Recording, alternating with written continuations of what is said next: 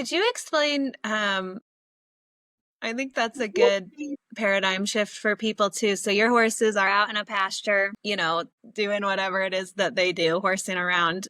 And when they come up into a stall where they could be having less exercise, roaming around, how does that put more pressure on their joints at that point? Well, you know, I heard it worded best by a farrier one time, and he was an older farrier, and he'd been being a farrier a long time, and that's a really hard profession. If you've never trimmed a horse's feet, go do it real quick in the middle of the summer, and you'll realize it. But he said he said motion is lotion for your joints, and if you take I mean, if you've ever experienced this yourself, where if you're used to moving and going, and then all of a sudden you quit moving for a while, you get stove up quick, to use a cowboy term. But so I do think moving and stuff is important, and that's when Fallon comes in. But like our yearlings, we have them in a spot where we can turn them out, so they're not just in a stall. They have a turnout time, and she exercises them every day. But I'll let you kind of talk to that part if you want. Yes, individually, their exercise needs vary, same just based off them as an individual, kind of where they're at and their stage of development. And it also kind of does go back to how they're bred. Some of these fillies, they can eat half of what the others are eating and they're walking around with 100 extra pounds on of them. And then there's other fillies we can't possibly feed them enough, so their exercise needs kind of vary. Also just their personality. There's some that will sit in there, run and run up and down and play with their friends, and they still get plenty of exercise that way. And then there's some that every afternoon they're out there gonna lay down in the sun and take a nap.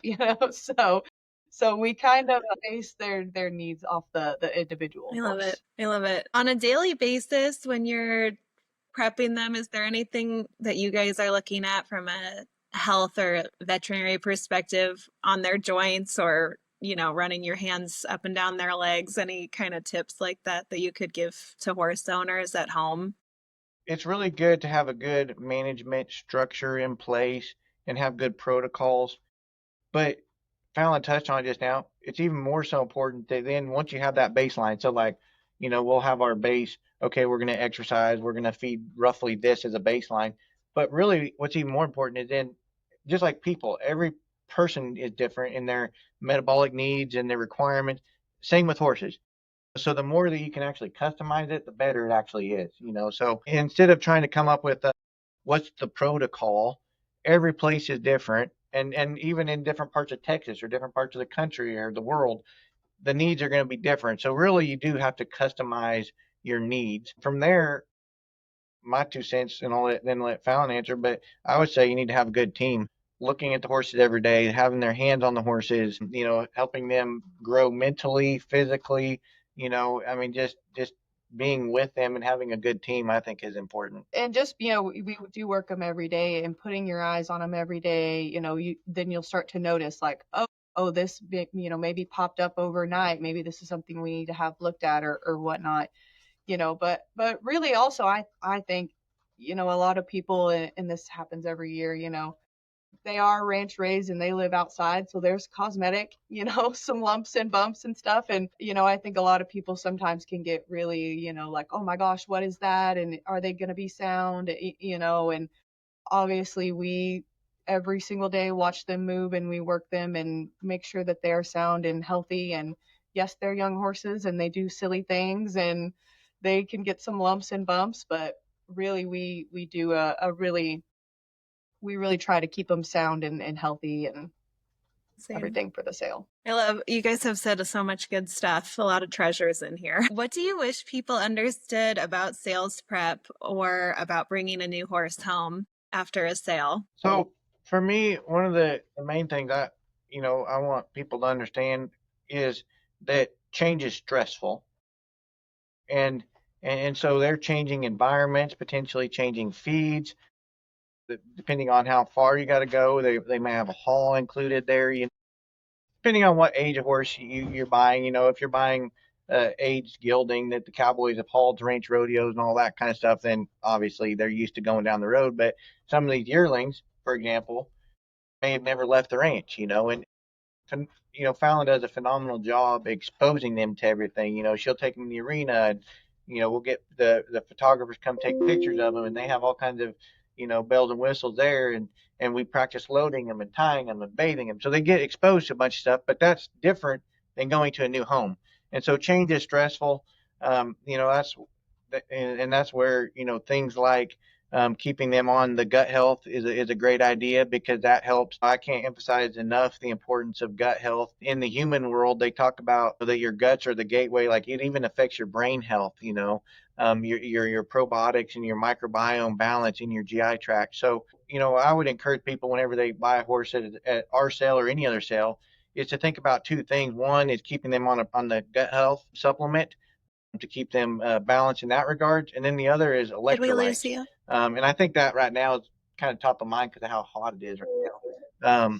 But with the heat and everything, you think about the sweating and the water loss there. But also, I know some people and horses both are real particular in their water taste, and so sometimes going to a new home, they don't want to drink as much. So, I think giving them a good electrolyte is important as well, because nobody wants to buy a new horse, take them home, and then have them colic. The second thing I think is important for people to kind of have on their mind when they take a new horse home after a sale is that maintenance is important. And what I mean by that is in two aspects. One, the training aspect of it. Some people will buy a yearling or even a riding age horse, and you can't just set them on a shelf, not touch them for 6 months, and then bring them back out and expect them to be at the same level that they are at the time, whenever you bought them yourself. Use a yearling as an example. Or Fallon's actually, she's even riding some fillies for me through the sale. She's up every day riding them, taking care of them, pouring into them. And if you just don't put any more maintenance in the training, then you're not gonna be happy with the results. Same with the food and the supplements. Like I said, it's good feeding and good breeding and good feeding. Sometimes you need to also have that on your mind, that you need to continue that on and take care of them both on a probiotic, a joint health, all those sorts of things, because that's part of what, whenever you see the horse and you're like, oh, that's what I want to buy. Well, it's a culmination of their training and how they've been fed and how they're bred that got them to that point. So don't forget to continue the maintenance of it, because they're living creatures and you have to take care of them. Did you have anything you wanted to add on that? Just, especially because they are young horses, just being patient with them. I mean, we do put a lot of work into them and expose them to a lot. But, like he said, at the end of the day, some of these horses have never left the ranch before in their life. And, they all grew up together. They got turned out together. They are living together now in the motel. They've lived with their friends their whole life, at this ranch. Taking them home, you're going to put them maybe with your other horses, it's going to be new horses, a new environment, and they are young. And so just being patient with them and giving them some time to adjust, and just being just slow and intentional about when you do go to work with them, and understanding that where they're coming from, they're in a place of being stressed out, and just kind of building that trust in that relationship that we have built with them to make them look, so successful and be so well minded. It's going to take time for them to get there, sometimes with you as well. So just being patient with them. And like he said, just maintaining the maintenance of them. They have been in work. We have been conditioning them. And if you take them home and they sit in a stall for several weeks, a month, they are going to start to lose muscle. They're going to start to lose condition, and things like that. So just keeping up with their training, with their progress, being patient with them. Those are my suggestions. Then the one last closing thought on what I wish people would understand when they buy a horse at the sale, especially our sale in particular, but just in general, I suppose this is applicable too. But know what your goals are when you buy a horse, what your expectations are. Um, because you don't want to have the goal of, I want to take this horse to go compete or do something like that, and then you buy something that's not set up for that, or if you want to, that buy something that's a brood mare and it's not good. So just make sure you know what your goals are and the why behind what you're buying. And really, the horse business to me is all about your dreams. I mean, you're really buying an opportunity and a dream. we're very passionate and we love our horses so much. And the reason we offer them to the public is because we want to share that dream with you and that opportunity to partake with you guys as a public. And so, just know in the build up to that, we've set a good foundation on them. We strive for excellence in all we do, and so that we can deliver to you, the consumers, that proven product, which in this case is the horse of people's dreams. But if they don't know what their goals and what their dreams actually are, then you might set somebody up for disappointment and stuff. And then the other thing too is you know whenever you stop and think about the importance of a brand, we brand all of our horses with an L on their shoulder. So when you see an L on a shoulder, that is a 4/6's horse. Of course, years ago with the ranch, 150 years ago when the ranch was started, they would brand horses as a form of an anti-theft measure. Whereas now, when you see a brand, it's not so much that you're afraid somebody's going to steal your horse, but it just wraps up so much of that history and legacy. And so when you buy a horse, in this case with an L on the shoulder, you're buying part of that. You now become part of that horse's history and legacy. And I think that's just such a cool thing that you don't necessarily get when you go buy a car or truck. I mean, and so, just buying that dream, buying into the legacy, just when you buy a horse with the L on the shoulder and the 4/6's, that's you're getting part of that. So I think it's a neat thing to have on your mind. Who is involved with sales prep at the ranch? Fallon deserves the credit for all the stuff. But we do have a sales prep internship, and I think it's a great learning opportunity for people in the industry and stuff.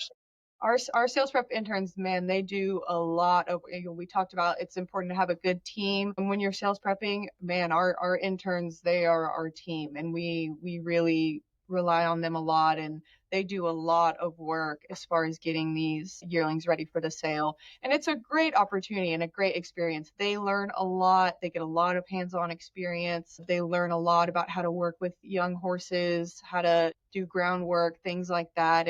And what goes into sales prepping a horse. So it's a great experience. It's a great opportunity, and they do a lot of work for us. So yeah, we really, really appreciate our sales prep interns. And it's just a great opportunity. Like I said, I did the sales prep internship, and it was an incredible experience for me as well. So One of the things I think is neat about it is the interns get exposure to how to train and sales fit with Fallon, but then also they get to work with our world class farriers, and they get to have that experience. They get to work with the veterinarians because horses love to get hurt and scrape themselves and bump themselves, and so they get to work with and they get to help with bandages and treatments and that sort of thing. We also, all of our yearlings, we take repository radiographs, and so they get exposure into that aspect of things. And then you know we bring in photographers to help with the catalog, and we bring in our marketing team, and so they get to see what all it takes to get some of these reels and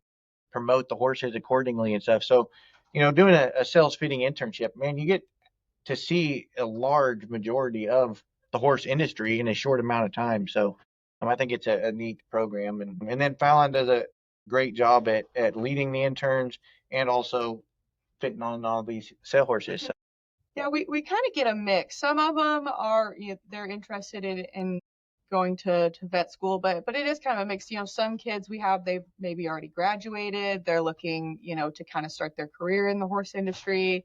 Some kids are still in school, but not quite sure what they want to do yet. So the summer internship, we really do get a wide variety of kids. and I've had some come in that they're not sure what they want to do in life and they just want to get some experience in the horse business, and then they fall in love with the taking x-rays and doing wounds and stuff, and they go on to want to go to vet school. I've also had some come in and say, oh, I love this, but I'm interested in the breeding part, and because they get to see a little bit of that when they first get here, and then they want to go become a farm manager somewhere, and then others want to just go on to be horse trainers. And so it's a good exposure to all things horse industry wise.